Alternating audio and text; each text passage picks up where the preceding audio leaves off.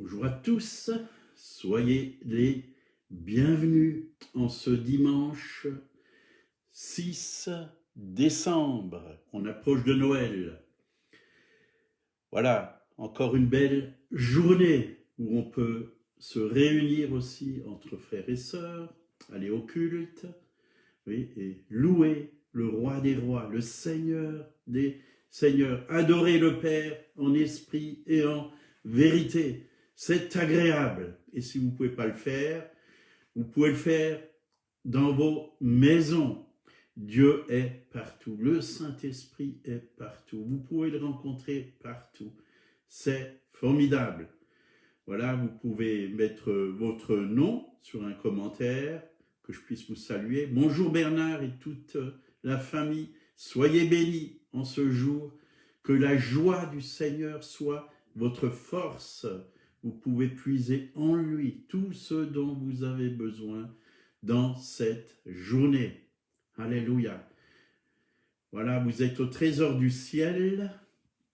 Et aujourd'hui, on va parler de la pêche miraculeuse. Dieu fait encore aujourd'hui des miracles. Il n'a pas changé. Il est le même hier, aujourd'hui et éternellement.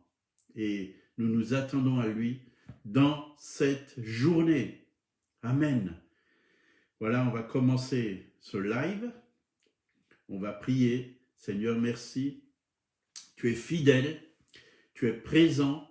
Merci pour ta sainte présence. Merci parce que, oui, tu es vraiment vivant. Oui, tu es sorti du tombeau. Tu es Seigneur, tu es vainqueur. Tu règnes pour l'éternité, Seigneur. Mais tu es aussi notre Dieu, notre Roi, celui que nous aimons, que nous adorons, que nous louons, que nous glorifions, que nous élevons. Merci, Seigneur. Cette journée t'appartient et nous voulons, Saint-Esprit, te laisser toute la place. Dirige cette journée et parle-nous aussi au travers de la parole de Dieu en ce jour, que nous soyons encouragés, fortifiés, que ta révélation nous soit communiquée, Seigneur, pour que nous puissions aussi te refléter dans ce monde où il y a des ténèbres. Au nom de Jésus, Amen. Bonjour Hervé, sois bienvenue, toi et ta famille. Voilà. La pêche miraculeuse. Alors on va prendre l'évangile de Luc, chapitre 5, versets 1 à 11. Comme Jésus se tenait auprès du lac de Génézareth et que la foule se pressait autour de lui pour entendre la parole de Dieu, il vit au bord du lac 2 barques, d'où les pêcheurs étaient descendus pour laver leurs filets.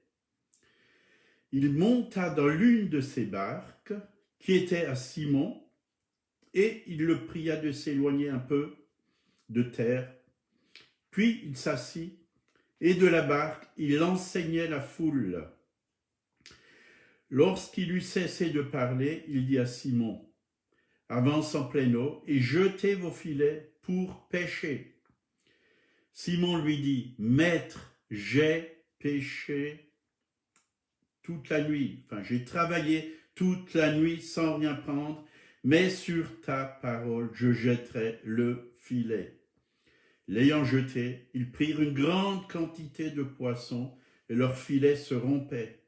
Ils firent signe à leurs compagnons qui étaient dans l'autre barque de venir les aider. Ils vinrent et ils remplirent les 2 barques au point qu'elles s'enfonçaient. Quand il vit cela, Simon-Pierre tomba aux genoux de Jésus et dit, « Seigneur, retire-toi de moi parce que je suis un homme pécheur. » Car l'épouvante l'avait saisi, lui et tous ceux qui étaient avec lui, à cause de la pêche qu'il avait faite. Il en était de même de Jacques et de Jean, fils de Zébédée, les associés de Simon. Alors Jésus dit à Simon, « Ne crains point, désormais tu seras pêcheur d'hommes. » Et ayant ramené les barques à terre, ils laissèrent tout et le suivirent. Amen. Amen, amen. Tellement merveilleux, oui, ce que le Seigneur fait. Et il n'a pas changé, il le fait encore aujourd'hui. Il est le même, hier, aujourd'hui, éternellement. Versets 1 à 3, nous voyons donc que Jésus se trouvait auprès du lac de Génézareth et que la foule se pressait autour de lui pour entendre la parole de Dieu. Vous voyez, une foule qui se pressait autour de lui pour entendre la parole de Dieu. Nous devons être comme cette foule, venir, oui, près de Jésus, pour écouter sa parole. Nous devons avoir faim et soif, oui, de Dieu, nous nourrir de lui, manger sa parole. C'est une nourriture pour notre âme. C'est pour cela que la foule venait, elle était attirée vers Jésus, parce qu'il avait quelque chose qui venait directement du ciel, quelque chose qu'on ne trouvait pas sur cette terre. La parole qui vient de Dieu. Et nous avons besoin de la parole de Dieu. L'homme ne vivra pas de pain seulement, mais de toutes paroles qui sortiront de la bouche de Dieu. Dieu parle encore aujourd'hui. Est-ce qu'il trouve des oreilles pour l'entendre, pour pratiquer ce qu'il nous conseille au travers de sa parole? J'espère que oui, et je crois qu'il y a des hommes, des femmes qui sont aujourd'hui fidèles, qui aiment Dieu, qui aiment la parole de Dieu, qui obéissent à la parole de Dieu. Et quand on aime Dieu, quand on pratique la parole de Dieu, il se passe toujours quelque chose dans nos vies et dans ce monde. Donc la parole de Dieu, c'est précieux. Et je veux louer Dieu parce que jusqu'à aujourd'hui, on a ce livre qui est la Bible, la Sainte Bible. Et beaucoup ont brûlé des Bibles, oui, au travers de persécutions, ont été jetés au feu des Bibles. Mais la parole de Dieu est toujours là et elle sera éternellement là. On a besoin d'elle. Donc, la foi vient de ce qu'on entend vient de la parole de Dieu. Donc, on voit Jésus, hein, il vit au bord du lac, 2 barques où les pêcheurs étaient descendus pour laver leurs filets. Il monta dans une qui était à Simon et il le pria de s'éloigner un peu de terre. Puis il s'assit et de la barque, il enseignait la foule. Vous voyez, assis au bord de l'eau, la parole de Dieu résonnait mieux à cause de l'eau, on pouvait mieux entendre Jésus. Jésus était dans une position où on pouvait l'entendre. Au-dessus de l'eau, dans la barque, il pouvait parler à une très grande foule, sans micro, sans rien. La parole de Dieu touchait les gens. Donc Jésus nous cherche. Ce n'est pas Pierre, Jacques et Jean qui ont cherché Jésus, mais c'est Jésus qui est venu vers Pierre pour monter dans la barque. Et je me rappelle que moi-même, je n'ai pas spécialement cherché Jésus. C'est le Seigneur qui est venu me trouver au travers d'une jeune fille pour me parler de lui.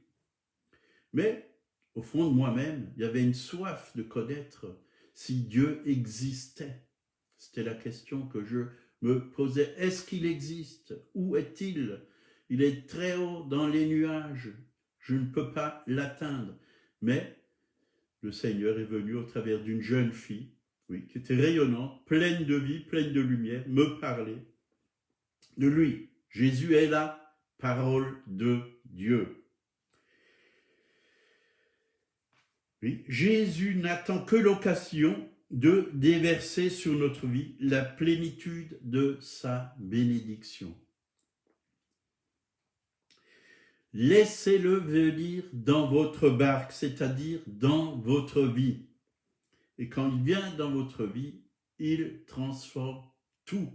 Il nous bouleverse, il déverse en nous tout ce dont nous avons besoin pour pouvoir réussir. Il l'a fait pour Pierre, pour Jacques et Jean. Il veut le faire pour chacun d'entre nous. Il nous aime. Jean 15, verset 16, il déclare « Ce n'est pas vous qui m'avez choisi, mais moi je vous ai choisi et je vous ai établi afin que vous alliez et que vous portiez du fruit. » Du fruit. Dieu veut qu'on porte du fruit. Mais ce fruit, oui, il est à l'intérieur de nous. Jésus, c'est le fruit que nous devons porter. Dieu est bon. Sa bonté doit se manifester au travers de nous. Dieu est amour. Son amour doit se manifester au travers de nous. Oui. Sa paix. Jésus est la paix. Sa paix doit vraiment, oui, couler de nos vies, de nos cœurs. Nous devons être des artisans de paix. Sa joie, cette joie qui est parfaite. Et ainsi de suite. Dieu désire que nous portions beaucoup de fruits. Apocalypse 3,20. Voici, je me tiens à la porte et je frappe. Si quelqu'un entend ma voix et ouvre la porte, j'entrerai chez lui, je souperai avec lui et lui avec moi. Vous voyez, le Seigneur est là, il tape. Par le Saint-Esprit, il tape à nos cœurs chaque jour.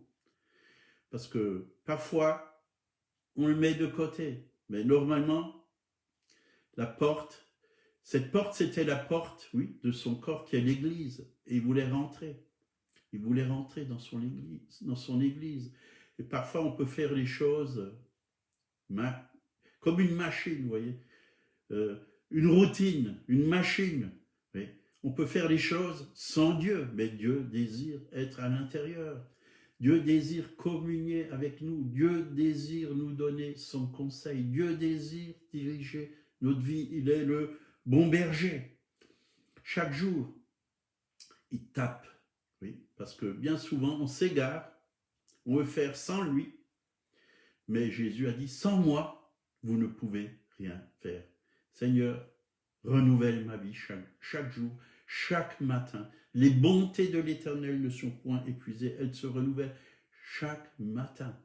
Dieu est tellement grand qu'on a une petite quantité de lui à l'intérieur de nous, alors qu'il veut nous donner sa plénitude. Mais on a toute une vie pour recevoir la révélation de Dieu. Mais Dieu veut déjà nous donner pour chaque jour ce dont nous avons besoin. Chaque jour suffit sa paix. Pour chaque jour, la lumière dont nous avons besoin. Il a dit, venez à moi, vous tous qui êtes fatigués et chargés, et je vous donnerai du repos. Dieu veut nous donner du repos. Que nous puissions vivre des jours paisibles, dans la paix. Malgré les difficultés, malgré les tempêtes, Jésus était dans la paix. À un moment donné, oui, quand il y a eu la tempête, il dormait, il était en paix. Il était avec les disciples s'inquiétaient, on va couler, mais Jésus était dans la paix.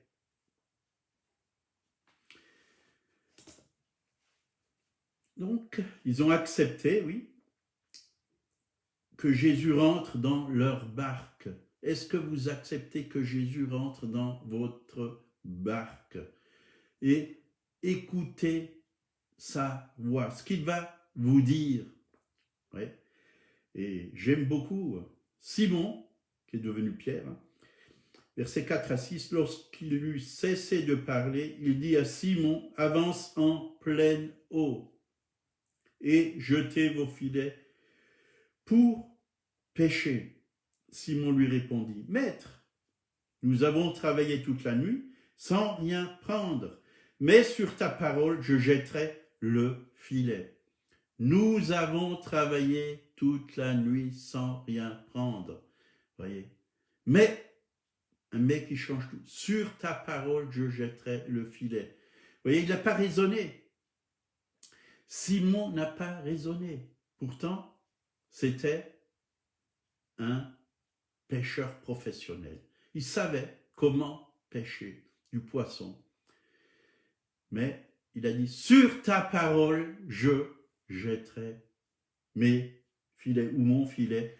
Voyez, il a fait confiance au Seigneur. Est-ce que nous faisons confiance au Seigneur? Est-ce que nous écoutons la parole de Dieu? Est-ce que nous appliquons la parole de Dieu? Il a appliqué la parole de Dieu. L'ayant jeté, ils prirent une grande quantité de poissons et leur filet se rompait. Une grande quantité de poissons. C'était énorme. C'était une pêche miraculeuse. Là, quand Jésus dit à Pierre, avance en pleine eau, notre vie se déroule dans les eaux basses, c'est-à-dire dans la sagesse humaine. On essaye de résoudre les problèmes par notre propre intelligence, avec nos sentiments humains, et cela manque bien souvent de profondeur, au lieu de faire confiance au Seigneur, au Saint-Esprit, qui est notre sagesse, qui nous conseille chaque jour et qui nous conduit dans toute la vérité. Allons dans les eaux profondes de la parole de Dieu. C'est là où on va trouver les solutions pour notre vie. C'est là où Dieu va pouvoir faire des miracles. C'est là où Dieu va pouvoir tout transformer dans nos vies. Et je peux vous en raconter, Dieu en a fait beaucoup dans ma vie en cherchant, oui, des solutions en lui. Parce que bien souvent, humainement, on ne trouve rien. Il n'y a pas de solution. On ne sait pas. On ne sait pas. Ou on bricole des solutions, mais ça prend beaucoup de temps et ça ne fonctionne pas bien. Mais quand on s'attache au Seigneur, quand on écoute la parole de Dieu, ça fonctionne bien. La parole de Dieu fonctionne absolument bien.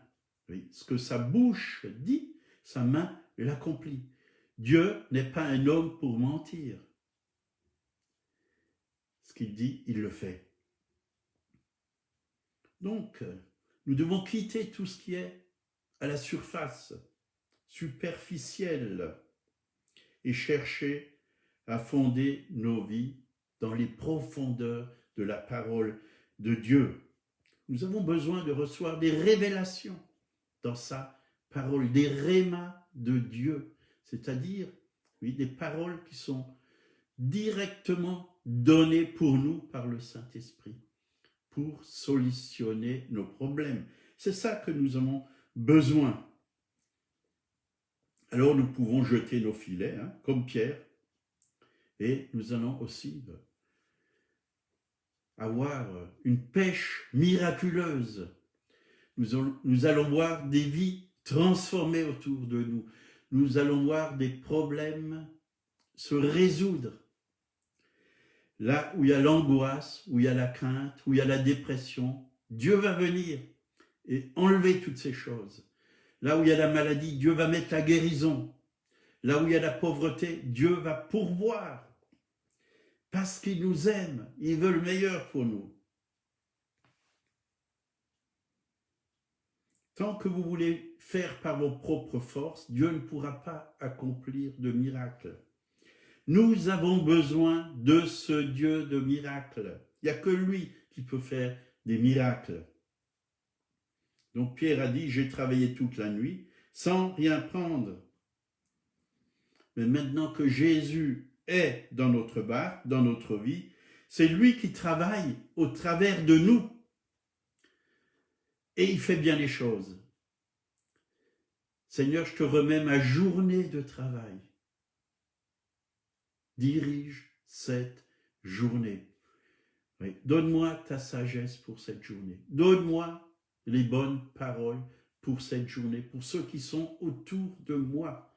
Que je ne puisse pas prononcer des paroles qui vont faire du mal, qui vont détruire, mais que je puisse prononcer de bonnes paroles qui vont encourager ceux qui sont autour de moi. Que je puisse rayonner de toi, Seigneur. Que ta lumière brille sur ma vie, que les âmes autour de moi soient touchées. Oui, parce que je suis la lumière du monde. Et je suis aussi le sel de la terre. Que je puisse avoir de la saveur, du bon goût pour ceux qui sont autour de moi. Donc Dieu met en nous ses capacités, il met en nous sa sagesse, sa force, ses solutions. C'est mieux, oui, que nos solutions humaines. Et c'est comme ça qu'on va pouvoir réussir dans notre vie. Ils prirent une grande quantité de poissons et leurs filets se rompaient. Pour Simon, Jacques et Jean, ça devait être une grande joie de voir tous ces poissons, alors qu'ils ont travaillé dur, ils étaient certainement fatigués, mais ils sont encore restés là, oui, ils ont prêté leur barque au Seigneur, et Dieu a rempli la barque, mais il n'en a pas que rempli une, il y en avait une autre. Quelle joie, quelle joie. Et pour eux, c'était vraiment merveilleux parce que, vous voyez, ils avaient du poisson. C'était leur vie, c'était leur métier. Et ce poisson, ça allait aussi à pourvoir pour leur famille, leurs enfants, les nourrir, les aider, pouvoir le vendre. Et là, les filets se rompaient. Nous ne devons pas séparer notre vie de foi avec notre vie professionnelle. Oui, Jésus est, oui, avec nous dans notre métier. Bien souvent, on m'a posé la question, comment tu fais? Tu as une entreprise, bon maintenant c'est fini, j'ai arrêté, je suis retraité. Comment tu fais? Tu es en même temps chef d'entreprise et en même temps tu es pasteur d'une église. Comment tu fais? Le même Dieu qui était à l'église était avec moi dans l'entreprise. Rien n'a changé. Le même Dieu qui me donne la sagesse dans l'église me donne la sagesse pour l'entreprise. Il n'y a pas de séparation. Dieu veut nous faire réussir dans nos entreprises. C'est d'ailleurs marqué dans la parole de Dieu. C'est lui qui vous donnera du succès dans toutes vos entreprises. Dans Josué chapitre 1, ne pas se détourner ni à droite ni à gauche. Notre vie professionnelle doit refléter le Seigneur Jésus, sa gloire, sa bonté.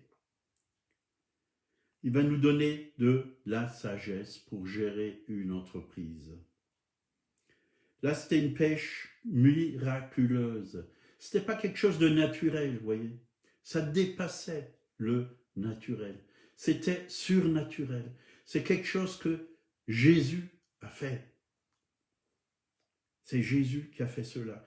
Parce que Jésus connaissait, oui, le lac ou la mer, où il y a le poisson. Il savait où jeter le filet. Il savait. Dieu connaît tout. Alors on peut lui faire confiance. Il connaît toutes choses. Il sait toutes choses. Il sait mieux que nous. Et il sait où il y a le poisson. Il sait où on peut le pêcher. Il sait, oui, où sont tes solutions. Il connaît tes problèmes. Et il a déjà la solution. Et il veut régler tes problèmes. Mais il te laisse chercher en lui. Vous avez tout pleinement en lui. Tout pleinement en lui, dit la parole de Dieu.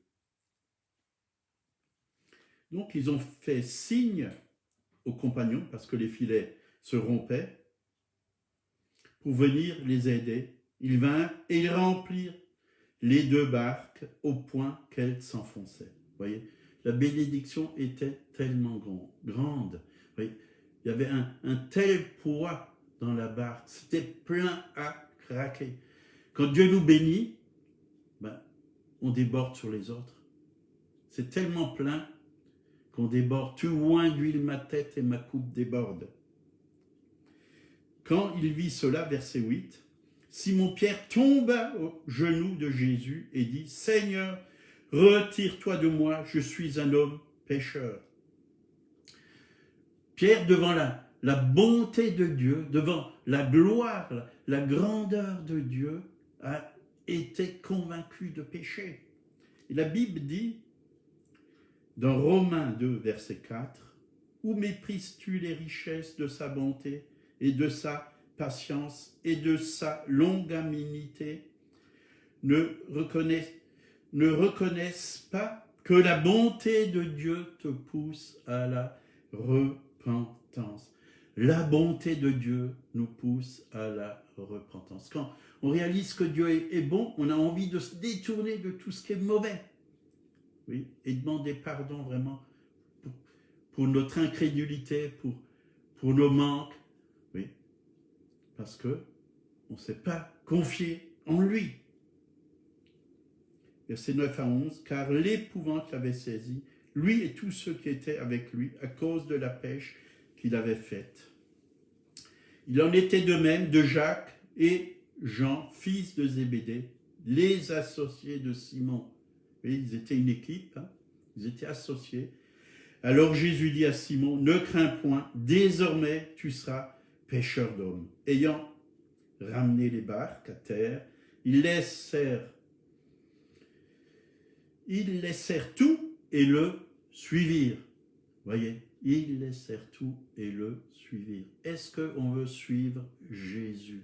Abandonner notre vieille vie, notre façon de penser, oui, d'avant, nos raisonnements, notre façon de vivre, oui, qu'on avait, et suivre Jésus, avoir une vie nouvelle avec lui. Et si vous lisez la parole de Dieu, Pierre, Jacques et Jean ont été utilisés puissamment, oui, par le Seigneur Jésus. Oui, leur vie était des vies de miracles. Étaient des vies de miracles. Bien sûr, ils ont été jusqu'à la mort, comme Jésus, ils ont été persécutés. Mais ils ont fait l'œuvre que Dieu leur a demandé de faire. Ils ont suivi Jésus. Ils sont allés jusqu'au bout. Est-ce que nous voulons aller jusqu'au bout? Tout laisser, notre façon de vivre. Peut-être que Dieu ne va pas nous demander comme eux de laisser notre métier, de tout abandonner, mais de lui faire confiance, parce qu'on peut être témoin dans un métier, comme moi, j'ai gardé mon entreprise, parce que je pense que Dieu a désiré cela, et j'ai fait ce que Dieu m'a demandé. J'ai vu vraiment des âmes passer des ténèbres à la lumière, de la mort à la vie, et j'ai pu aussi bénir, au travers de cette entreprise, beaucoup de personnes. Voilà, que Dieu vous bénisse, et que vous puissiez aujourd'hui encore porter du fruit pour sa gloire. On va prier. Seigneur, merci, ta parole est agissante, elle est vivante. Nous pouvons vraiment nous appuyer sur elle.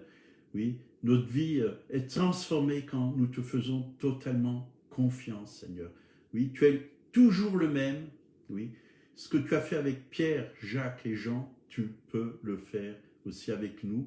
Oui, dans nos entreprises, oui, dans nos foyers, dans nos maisons, dans nos églises, dans les rues, dans les magasins. Tu n'as pas changé, tel même hier, aujourd'hui, éternellement. Nous voulons te louer, t'adorer, te bénir. Amen. Voilà, voyez, passez une très bonne journée. Si vous ne connaissez pas Jésus, laissez-le rentrer dans votre barque, comme Pierre, Jacques et Jean.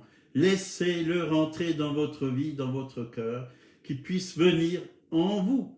Et il va tout transformer. Demandez pardon pour vos péchés. Son sang a coulé il y a 2000 ans sur la croix. Et son sang est puissant. Il lave encore nos fautes, nos péchés. Nous pouvons vraiment lui demander pardon. Et c'est ce qui va faire nous pardonner, nous purifier, nous libérer. Et il va nous donner une vie nouvelle. Qu'il soit votre sauveur. Demandez-lui d'être votre sauveur personnel, votre Seigneur. Obéissez à sa parole et vous allez voir vos vies transformées, comme Pierre, Jacques et Jean et des milliers de personnes l'ont eu transformé. Que Dieu vous bénisse, passez une bonne journée. À demain à 8 heures.